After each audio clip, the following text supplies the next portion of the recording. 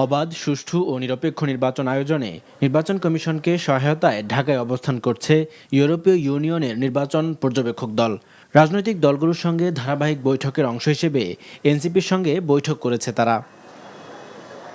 শনিবার রাজধানীর একটি হোটেলে বৈঠক শেষে গণমাধ্যম কর্মীদের এনসিপির আহ্বায়ক জানান, সরকার লেভেল প্লেয়িং ফিল্ড নিশ্চিত করতে ব্যর্থ হচ্ছে। বিশেষ রাজনৈতিক দলকে সরকারিভাবে বিশেষ সুযোগ সুবিধা, বিশেষ প্রোটোকল দেওয়ার মাধ্যমে এক ধরনের সিগন্যালিং করা হচ্ছে এবং যেটা লেভেল প্লেইং ফিল্ডে বাধা তৈরি করতে পারে, এটার অসম অবস্থা তৈরি করতে পারে।